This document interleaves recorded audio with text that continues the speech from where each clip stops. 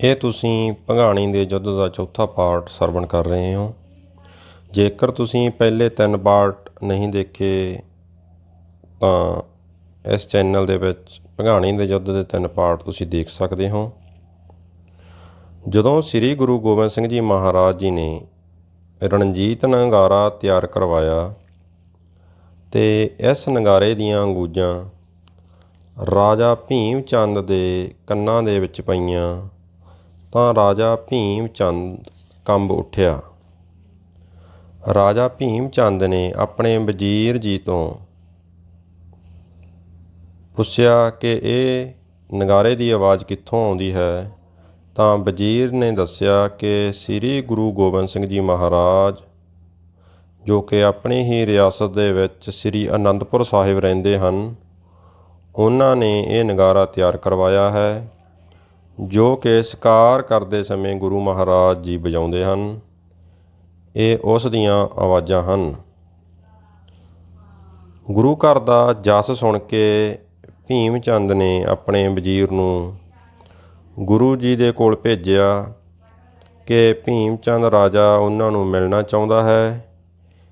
ਭੀਮ ਚੰਦ ਨੇ ਸੋਚਿਆ ਕਿ ਸਾਨੂੰ ਗੁਰੂ ਜੀ ਦੇ ਨਾਲ ਮੇਲ ਮਿਲਾਪ ਰੱਖਣਾ ਚਾਹੀਦਾ ਹੈ ਤਾਂ ਜੋ ਪਹਾੜੀ ਰਾਜਿਆਂ ਦੇ ਵਿੱਚ ਵੀ ਉਸ ਦੀ ਸ਼ੋਭਾ ਬਣੀ ਰਹੇ, ਕਿਉਂਕਿ ਉਹ ਆਪਣੇ ਆਪ ਨੂੰ ਸਭ ਤੋਂ ਸ਼੍ਰੋਮਣੀ ਰਾਜਾ ਸਮਝਦਾ ਸੀ। ਜਦੋਂ ਵਜ਼ੀਰ ਅਨੰਦਪੁਰ ਸਾਹਿਬ ਪਹੁੰਚਿਆ, ਗੁਰੂ ਜੀ ਪਾਸੋਂ ਉਸਨੇ ਭੀਮ ਚੰਦ ਦੇ ਆਉਣ ਦੀ ਆਗਿਆ ਮੰਗੀ ਕਿ ਭੀਮ ਚੰਦ ਆਪ ਜੀ ਦੇ ਦਰਸ਼ਨ ਕਰਨਾ ਚਾਹੁੰਦਾ ਹੈ। ਗੁਰੂ ਜੀ ਨੇ ਵਜ਼ੀਰ ਨੂੰ ਆਗਿਆ ਦਿੱਤੀ ਕਿ ਭੀਮ ਚੰਦ ਦਰਸ਼ਨਾਂ ਦੇ ਲਈ ਆ ਸਕਦਾ ਹੈ। ਕੁਝ ਦਿਨਾਂ ਮਗਰੋਂ ਭੀਮ ਚੰਦ ਸਤਿਗੁਰਾਂ ਜੀ ਦੇ ਦਰਸ਼ਨ ਕਰਨ ਦੇ ਲਈ ਅਨੰਦਪੁਰ ਸਾਹਿਬ ਆਇਆ। ਗੁਰੂ ਜੀ ਦੇ ਅੱਗੇ ਧਨ ਅਤੇ ਬਹੁਮੁੱਲੇ ਤੋਹਫੇ ਭੇਂਟ ਕੀਤੇ, ਨਮਸਕਾਰ ਕੀਤੀ ਅਤੇ ਗੁਰੂ ਜੀ ਦੇ ਨਾਲ ਹੀ ਆਸਣ ਦੇ ਕੋਲ ਬੈਠ ਗਿਆ। ਗੁਰੂ ਜੀ ਦੇ ਨਾਲ ਰਾਜੇ ਦੀ ਸੁੱਖ ਸਾਂਦ ਪੁੱਛੀ ਗਈ, ਪਹਾੜੀ ਰਾਜਿਆਂ ਦਾ ਸਮਾਚਾਰ ਪੁੱਛਿਆ ਗਿਆ। ਇਸ ਤੋਂ ਬਾਅਦ ਸ੍ਰੀ ਗੁਰੂ ਗੋਬਿੰਦ ਸਿੰਘ ਜੀ ਨੇ ਅਸਾਮ ਦੇ ਰਾਜੇ ਵੱਲੋਂ ਭੇਂਟ ਕੀਤੀਆਂ ਹੋਈਆਂ ਬਹੁਮੁੱਲੀਆਂ ਚੀਜ਼ਾਂ ਵੀ ਵਿਖਾਈਆਂ, ਜੋ ਕਿ ਰਤਨ ਰਾਏ ਨੇ ਭੇਂਟ ਕੀਤੀਆਂ ਸਨ, ਜਿਸ ਦੇ ਵਿੱਚ ਪ੍ਰਸਾਦੀ ਹਾਥੀ, 5 ਕਲਾ ਸ਼ਸਤਰ, ਸੰਦਲ ਦੀ ਚੌਂਕੀ, ਘੋੜੇ ਅਤੇ ਪਾਣੀ ਪੀਣ ਵਾਲਾ ਕਟੋਰਾ ਅਤੇ ਕਾਬਲ ਦੀਆਂ ਸੰਗਤਾਂ ਦੇ ਵੱਲੋਂ ਲਿਆਂਦਾ ਹੋਇਆ 2.5 ਲੱਖ ਦੀ ਲਾਗਤ ਵਾਲਾ ਤੰਬੂ ਵੀ ਗੁਰੂ ਜੀ ਨੇ ਭੀਮ ਚੰਦ ਨੂੰ ਦਿਖਾਇਆ।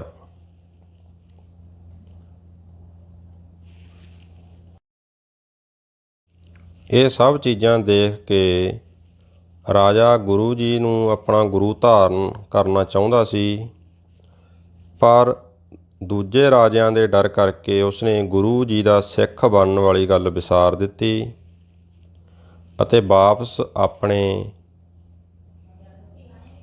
ਰਿਆਸਤ ਦੇ ਵਿੱਚ ਆ ਗਿਆ। ਉਸਨੇ ਸੋਚਿਆ ਕਿ ਜੋ ਗੁਰੂ ਜੀ ਕੋਲ ਇੰਨੀਆਂ ਬੇਕੀਮਤੀ ਚੀਜ਼ਾਂ ਹਨ, ਉਹ ਇੱਕ ਰਾਜੇ ਕੋਲ ਹੋਣੀਆਂ ਚਾਹੀਦੀਆਂ ਹਨ। ਗੁਰੂ ਜੀ ਨੇ ਉਸ ਦਾ ਕੀ ਕਰਨਾ ਹੈ। ਭੀਮ ਚੰਦ ਨੂੰ ਗੁਰੂ ਜੀ ਪਾਸ ਪ੍ਰਸਾਦੀ ਹਾਥੀ ਬਹੁਤ ਪਸੰਦ ਆਇਆ। ਉਹਨਾਂ ਨੇ ਫੈਸਲਾ ਕੀਤਾ ਕਿ ਇਹ ਕਿਸ ਤਰ੍ਹਾਂ ਗੁਰੂ ਜੀ ਕੋਲੋਂ ਪ੍ਰਾਪਤ ਕੀਤਾ ਜਾ ਸਕਦਾ ਹੈ। ਭੀਮ ਚੰਦ ਦੇ ਅਹਿਲਕਾਰਾਂ ਨੇ ਰਾਜੇ ਨੂੰ ਸਲਾਹ ਦਿੱਤੀ ਕਿ ਕੁਝ ਕੁ ਹੀ ਦਿਨਾਂ ਤੱਕ ਆਪ ਜੀ ਦੇ ਵੱਡੇ ਪੁੱਤਰ ਟਿੱਕਾ ਸਾਹਿਬ ਨੂੰ ਸ਼ਗਨ ਪੈਣ ਵਾਲਾ ਹੈ, ਕਿਉਂ ਨਾ ਅਸੀਂ ਗੁਰੂ ਜੀ ਨੂੰ ਬੇਨਤੀ ਕਰੀਏ ਕਿ ਸ਼ਗਨ ਦੇ ਸਮੇਂ ਕੁਝ ਦਿਨਾਂ ਖਾਤਰ ਪ੍ਰਸਾਦੀ ਹਾਥੀ ਅਤੇ ਬਾਕੀ ਦੀਆਂ ਚੀਜ਼ਾਂ ਸਾਨੂੰ ਦਿੱਤੀਆਂ ਜਾਣ। ਸ਼ਗਨ ਪੈਣ ਤੋਂ ਬਾਅਦ ਅਸੀਂ ਇਹ ਚੀਜ਼ਾਂ ਆਪ ਜੀ ਨੂੰ ਵਾਪਸ ਕਰ ਦੇਵਾਂਗੇ। ਰਾਜੇ ਵੱਲੋਂ ਵਜ਼ੀਰਾਂ ਦੀ ਇਹ ਗੱਲ ਸੁਣ ਕੇ ਬੜੇ ਖੁਸ਼ ਹੋਏ। ਉਸਨੇ ਸਭ ਦੀ ਪ੍ਰਸ਼ੰਸਾ ਕੀਤੀ ਕਿ ਤੁਸੀਂ ਬਹੁਤ ਹੀ ਸੋਹਣੀ ਸਾਨੂੰ ਵਿਉਂਤ ਦੱਸੀ ਹੈ। ਇਹ ਸਲਾਹ ਪੱਕੀ ਕਰਕੇ ਭੀਮ ਚੰਦ ਨੇ ਆਪਣੇ ਇੱਕ ਬਹੁਤ ਹੀ ਚਤਰ ਵਕੀਲ ਨੂੰ ਪੂਰੀ ਤਰ੍ਹਾਂ ਸਮਝਾ ਬੁਝਾ ਕੇ ਸਤਿਗੁਰਾਂ ਜੀ ਦੇ ਪਾਸ ਅਨੰਦਪੁਰ ਸਾਹਿਬ ਤੋਰ ਦਿੱਤਾ, ਜੋ ਕਿ ਸਤਿਗੁਰਾਂ ਜੀ ਦੇ ਦੀਵਾਨ ਨੰਦ ਚੰਦ ਨੇ ਵਕੀਲ ਨੂੰ ਆਉਣ ਦਾ ਕਾਰਨ ਪੁੱਛਿਆ। ਵਕੀਲ ਨੇ ਬੜੀ ਸਿਆਣਪ ਅਤੇ ਚਤੁਰਾਈ ਨਾਲ ਸਾਰੀ ਗੱਲ ਦੱਸੀ ਅਤੇ ਦੀਵਾਨ ਚੰਦ ਉਸ ਦੇ ਆਉਣ ਦਾ ਕਾਰਨ ਸਮਝ ਗਏ। ਅੰਤਰਜਾਮੀ ਸਤਿਗੁਰਾਂ ਜੀ ਨੇ ਵਜ਼ੀਰ ਦੀ ਚਤੁਰਾਈਆਂ ਵਾਲੀਆਂ ਗੱਲਾਂ ਸੁਣ ਕੇ ਵਿਚਾਰਿਆ ਕਿ ਇਹ ਮੱਤ ਦੇ ਕੱਚੇ ਪਹਾੜੀਏ ਦਾ ਕੋਈ ਇਤਬਾਰ ਨਹੀਂ। ਜੇ ਅਸੀਂ ਇਹਨਾਂ ਨੂੰ ਇੱਕ ਵਾਰ ਹਾਥੀ ਦੇ ਵੀ ਦਿੱਤਾ ਅਤੇ ਇਹਨਾਂ ਨੇ ਵਾਪਸ ਨਾ ਕਰਿਆ ਤਾਂ ਐਵੇਂ ਸਾਡਾ ਇਹਨਾਂ ਨਾਲ ਝਗੜਾ ਹੋ ਜਾਣਾ ਹੈ। ਇਸ ਕਰਕੇ ਗੁਰੂ ਜੀ ਨੇ ਪਹਿਲਾਂ ਹੀ ਨਾਂਹ ਕਰ ਦਿੱਤੀ। ਨਾਂਹ ਦੀ ਖਬਰ ਸੁਣ ਕੇ ਵਜ਼ੀਰ ਵਾਪਸ ਰਾਜਾ ਭੀਮ ਚੰਦ ਜੀ ਕੋਲ ਪਹੁੰਚ ਗਿਆ। ਉਸਨੇ ਗੁਰੂ ਜੀ ਨਾਲ ਹੋਈ ਸਾਰੀ ਗੱਲ ਦੱਸੀ ਕਿ ਗੁਰੂ ਜੀ ਦੇ ਮਨ ਵਿੱਚ ਖੋਟ ਹੈ, ਉਹ ਸਾਨੂੰ ਹਾਥੀ ਨਹੀਂ ਦੇਣਗੇ। ਹੁਣ ਸਾਨੂੰ ਇਹ ਹਾਥੀ ਜੰਗ ਰਾਹੀਂ ਲੈਣਾ ਪਵੇਗਾ। ਉੱਧਰ ਗੁਰੂ ਜੀ ਵੀ ਜੰਗ ਦੀਆਂ ਤਿਆਰੀਆਂ ਕਰ ਰਹੇ ਹਨ, ਸੈਨਿਕਾਂ ਦੀ ਭਰਤੀ ਕਰ ਰਹੇ ਹਨ, ਸੈਨਾ ਨੂੰ ਘੋੜ ਸਵਾਰੀ ਸ਼ਾਸਤਰ ਦੀ ਸਿੱਖਿਆ ਦੇ ਰਹੇ ਹਨ। ਇਸ ਵਿਸ਼ੇ 'ਤੇ ਭੀਮ ਚੰਦ ਨੇ ਆਪਣੇ ਸਾਰੇ ਵਜ਼ੀਰਾਂ ਅਤੇ ਅਹਿਲਕਾਰਾਂ ਦੇ ਨਾਲ ਵਿਉਂਤਬੰਦੀ ਕੀਤੀ। ਅਹਿਲਕਾਰਾਂ ਨੇ ਕਿਹਾ, ਇੱਕ ਛੋਟੀ ਜਿਹੀ ਗੱਲ ਪਿੱਛੇ ਸਾਨੂੰ ਗੁਰੂ ਜੀ ਦੇ ਨਾਲ ਬੈਰ ਨਹੀਂ ਸਹੇੜਨਾ ਚਾਹੀਦਾ। ਗੁਰੂ ਘਰ ਬਹੁਤ ਹੀ ਸ਼ਕਤੀਮਾਨ ਅਤੇ ਕਰਾਮਾਤੀ ਹੈ। ਸਾਨੂੰ ਇਸ ਘਰ ਨਾਲ ਮੇਲ ਮਿਲਾਪ ਰੱਖਣਾ ਚਾਹੀਦਾ ਹੈ। ਸਾਨੂੰ ਚੰਗਾ ਮੰਦਾ ਵਿਚਾਰ ਕਰਕੇ ਹੀ ਕੋਈ ਕਦਮ ਚੁੱਕਣਾ ਚਾਹੀਦਾ ਹੈ। ਵਜ਼ੀਰਾਂ ਦੀਆਂ ਗੱਲਾਂ ਸੁਣ ਕੇ ਰਾਜਾ ਬੜਾ ਤੜਫਿਆ। ਉਹ ਕਹਿਣ ਲੱਗਾ ਕਿ ਤੁਸੀਂ ਰਾਜਪੂਤ ਛਤਰੀ ਹੋ ਕੇ ਡਰਪੋਕਾਂ ਵਾਲੀਆਂ ਗੱਲਾਂ ਕਰ ਰਹੇ ਹੋ। ਜੇ ਇਸ ਗੁਰੂ ਘਰ ਵਿੱਚ ਕੋਈ ਕਰਾਮਾਤ ਹੁੰਦੀ ਤਾਂ ਇਸ ਦਾ ਪਿਤਾ ਔਰੰਗਜ਼ੇਬ ਦੀ ਕੈਦ ਵਿੱਚ ਪੈ ਕੇ ਕਤਲ ਨਾ ਹੁੰਦਾ। ਇਸ ਗੁਰੂ ਨੇ ਬਹੁਤ ਹੀ ਨੀਵੀਆਂ ਜਾਤਾਂ ਦੇ ਗਵਾਰ ਲੋਕਾਂ ਨੂੰ ਭਰਤੀ ਕੀਤਾ ਹੋਇਆ ਹੈ। ਇਹ ਸਾਡੀਆਂ ਫੌਜਾਂ ਦੇ ਸਾਹਮਣੇ ਇੱਕ ਦਿਨ ਵੀ ਨਹੀਂ ਠਹਿਰ ਸਕਣਗੇ। ਇੱਧਰੋਂ ਗੁਰੂ ਮਹਾਰਾਜ ਜੀ ਨੇ ਦੀਵਾਨ ਚੰਦ, ਮਾਮਾ ਕਿਰਪਾਲ ਜੀ ਅਤੇ ਸੱਗੂ ਸ਼ਾਹ ਦੇ ਸੂਰਮਿਆਂ ਨੂੰ ਕਿਹਾ ਕਿ ਸਾਡਾ ਉੱਤਰ ਰਾਜਾ ਭੀਮ ਚੰਦ ਕੋਲ ਪਹੁੰਚ ਗਿਆ ਹੋਣਾ ਹੈ। ਹੋ ਸਕਦਾ ਹੈ ਉਹ ਕਿਸੇ ਵੀ ਸਮੇਂ ਇਹ ਪ੍ਰਸਾਦੀ ਹਾਥੀ ਲੈਣ ਦੇ ਲਈ ਸਾਡੇ ਉੱਤੇ ਜੰਗ ਕਰ ਦੇਣ। ਇਸ ਕਰਕੇ ਸਾਨੂੰ ਹਰ ਸਮੇਂ ਤਿਆਰ ਬਰ ਤਿਆਰ ਰਹਿਣਾ ਚਾਹੀਦਾ ਹੈ। ਤੁਸੀਂ ਆਪਣੇ ਸੈਨਿਕਾਂ ਵਿੱਚ ਗੋਲੀ, ਸਿੱਕਾ, ਬਰੂਦ ਵੰਡ ਦਿਓ ਅਤੇ ਹਰ ਸਮੇਂ ਤਿਆਰ ਰਹੋ। ਰਾਜਾ ਭੀਮ ਚੰਦ ਨੇ ਆਪਣੇ ਆਸ-ਪਾਸ ਦੇ ਪਹਾੜੀ ਰਾਜਿਆਂ ਨਾਲ ਇਸ ਵਿਸ਼ੇ ਉੱਤੇ ਗੱਲ ਕੀਤੀ ਕਿ ਸਾਨੂੰ ਜੰਗ ਕਰਨਾ ਚਾਹੀਦਾ ਹੈ ਜਾਂ ਨਾ। ਪਰ ਬਾਕੀ ਰਾਜਿਆਂ ਨੇ ਸਲਾਹ ਦਿੱਤੀ ਕਿ ਆਪ ਜੀ ਦੇ ਪੁੱਤਰ ਨੂੰ ਸ਼ਗਨ ਪੈਣ ਵਾਲਾ ਹੈ। ਜੇ ਅਸੀਂ ਇਸ ਸਮੇਂ ਗੁਰੂ ਜੀ ਦੇ ਨਾਲ ਜੰਗ ਛੇੜ ਲਈਏ ਤਾਂ ਰੰਗ ਦੇ ਵਿੱਚ ਭੰਗ ਨਾ ਪੈ ਜਾਵੇ। ਇਹ ਕੋਈ ਜ਼ਰੂਰੀ ਨਹੀਂ ਕਿ ਅਸੀਂ ਇਹ ਸਭ ਕੁਝ ਜੰਗ ਕਰਕੇ ਹੀ ਜਿੱਤੀਏ। ਫਿਰ ਜੰਗ ਵਿੱਚ ਕਈਆਂ ਦਾ ਮਰਨ ਵੀ ਹੋ ਸਕਦਾ ਹੈ। ਘਰ ਘਰ ਦੇ ਵਿੱਚ ਮੌਤ ਵਰਤ ਸਕਦੀ ਹੈ। ਸ਼ਗਨਾਂ ਦੇ ਸਾਰੇ ਕਾਰਜ ਵਿੱਚ ਹੀ ਰਹਿ ਜਾਣਗੇ।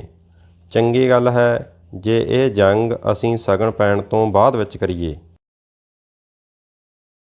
ਰਾਜਾ ਕਿਰਪਾਲ ਚੰਦ ਕਟੋਚੀਆ ਬਹੁਤ ਹੀ ਬੇਈਮਾਨ ਅਤੇ ਖੋਟਾ ਆਦਮੀ ਸੀ।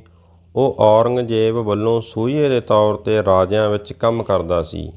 ਉਸਨੇ ਰਾਜਾ ਭੀਮ ਚੰਦ ਨੂੰ ਯੁੱਧ ਦੇ ਲਈ ਉਕਸਾਇਆ ਅਤੇ ਇੱਧਰੋਂ ਗੁਰੂ ਜੀ ਕੋਲ ਚਿੱਠੀ ਭੇਜੀ ਕਿ ਆਪ ਜੀ ਨੂੰ ਭੀਮ ਚੰਦ ਦੀ ਜੰਗ ਦੇ ਲਈ ਹਮੇਸ਼ਾ ਤਿਆਰ ਰਹਿਣਾ ਚਾਹੀਦਾ ਹੈ।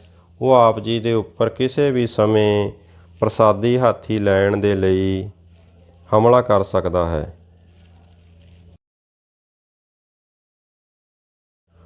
ਕਿਰਪਾਲ ਚੰਦ ਇਸ ਗੱਲ ਤੋਂ ਬਹੁਤ ਹੀ ਖੁਸ਼ ਸੀ ਕਿ ਗੁਰੂ ਜੀ ਅਤੇ ਭੀਮ ਚੰਦ ਦੇ ਵਿਚਕਾਰ ਝਗੜਾ ਹੋਵੇ ਤੇ ਇਸ ਦਾ ਸਾਨੂੰ ਬੜਾ ਹੀ ਲਾਭ ਹੋਵੇਗਾ।